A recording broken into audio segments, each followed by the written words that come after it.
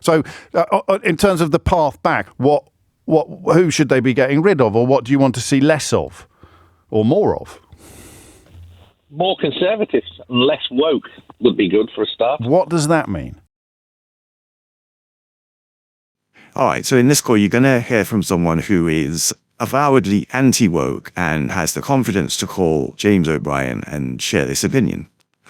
This caller thinks he knows exactly what's wrong with the Conservative Party, but his whole world is about to collapse, and he's about to be made to look like an idiot. If you want to see more videos like this, hit the like and subscribe button, and don't forget to ring the notification bell so you never miss a video. Now let's watch this together, and then I'll give you my thoughts at the end. This is in Chippenham. James, what would you like to say? Well, you're saying about you'd like the people back that were culled from the party. In my opinion, and from what I've seen, there needs to be a lot more of a cull, to be perfectly honest, and get rid of some of the more liberal aspects in the party that are causing trouble. Okay, like who or what? Well, I'm obviously not going to mention names. Why not? But there's plenty. But it wouldn't be right there because I'm on about in the local Conservative Association. Not so much as what in MPs. Chippenham? Yeah. Oh, yeah, okay. There's plenty of people in there. No, well, that would be a bit pointless, mentioning the names of people in the Chippenham Local Conservative Association. But what do we mean when we talk about liberal tendencies? What is the rot that you're identifying when you use that word? Well, I think it stems back to when David Cameron was leader. He was picking candidates for the election and basically dictating to local constituencies, you will have this candidate. If you don't, I will impose an all-female shortlist on you. On your constituency, and basically picking candidates that just were standing just for the fact that they wanted to be an MP. That's the main reason. That is the main reason for standing, isn't it? Yeah, but you can't really pick someone who was going to pick to be a candidate for the Labour Party and then decides to be a candidate for the Conservative Party. So you've got a big problem with Lee Anderson then, presumably. Out of all of the people in the Conservative Party at the moment, he's the one that only talks Conservative. But he's not in the Conservative Party at the moment. Well, and he used to be in the Labour Party. I don't know why. I just had an inkling you might like him, and yet he moved from the Labour Party to the Conservative Party to reform. So he's the living embodiment of everything that you've rung in to condemn. Well, I think he would be. I don't think he's not leadership material. That's perfectly honest. Well, that's a bit unfair on the fella. But anyway, let's park that for a moment and go back to this notion of liberal. You're not saying there's too many women in the Conservative Party, are you? Or are you? I mean, possibly you are. No, definitely not. Because one of the most successful prime ministers we've ever had in this country was a female, and she was a Conservative. That's right, Theresa May. That was a joke. No, that was a joke. So I don't know that David Cameron did introduce all women shortlists. If he did, it was only everyone. No, he threatened to and had numerous. Well, no, he said he was open to the idea of it, but insisted that it would always be voluntary. It's an odd. I mean, I think for people listening, it's an odd thing to pick if we're trying to work out how the Tory party. No, I wasn't saying as in the problem is having all female shortlists. I was saying that you've got him acting like a dictator. But he didn't. He didn't. He said it would. I mean, he said in the event of it happening, it would be voluntary.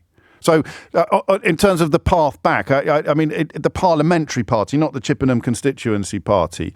Who should they be getting rid of, or what do you want to see less of, or more of? More conservatives and less woke would be good for a start. What does that mean? Well, you've just got people who are not. They don't have traditional conservative values. Like what? Like what? Go back to David Cameron, the gay marriage. That was, in my opinion, was designed as a wind up membership, as it affected so many people. I think David Cameron, in conjunction with the Liberal Democrats, of course, brought in equal marriage to wind up members of his own party. He just liked to appeal to the Guardian newspaper and the BBC by bashing members of his own party constantly. How is letting gay people get married bashing members of his own party? You know, there are gay people in the Conservative. I have a gay colleague who is married. Yes, but a gay Conservative colleague who is married. Tried to get into Parliament at the last election, but the less we say about that, the better. I think he just was doing things to trying to appeal to the Guardian newspaper and the BBC. Right. And so equal marriage wasn't designed to appeal to gay people who wanted to get married. It was designed to appeal to the Guardian newspaper and the BBC. Okay, that's a thought. Both things, Can I really. ask you a trick question? Go on then. When did you last read The Guardian? Never. And yet here you are. Should we try one more thing that they could do in order what would we do? Repeal equal marriage? Tell the gays they can't get married anymore because it was all a big wind up. No, I don't think there's anything wrong in bringing it in, but I do think the majority of the reason he brought it in. Yeah. So in terms of how they can restore their fortunes, with everything going on in the country, there was far more things. I know, but it's 2024 now, and we're looking at the road ahead. You sound a little bit obsessed with equal marriage, but maybe that's not fair. Let's end with this then. Let's end with your definition. The point I'm getting at is yes, you can't distinguish anything between any of them anymore. There's no you can't distinguish between Tony Blair, David Cameron, Theresa May. They're all the same. Yeah, they're just not, though, are they? I mean, on all sorts of things, all sorts of issues where there are huge differences. That's probably why the Conservatives are losing votes. And the last election, let's be honest, Labour did not get any more votes than they got less votes than they did under Jeremy Corbyn. So there was not a massive vote. No, it's a loveless landslide. But I'm not hearing much about what the Conservatives could do differently, apart from women and gays. No. What else have you said? Again, what else have you said in this? What else have you said in the course of this call? What else have you talked about apart from women and gays? Well, it's not conservative. It's not the Conservative Party is not conservative anymore. Okay, and we'll end on this. When you use the word woke, what do you mean by that? I think you know what it is already. I've no idea. What do you mean?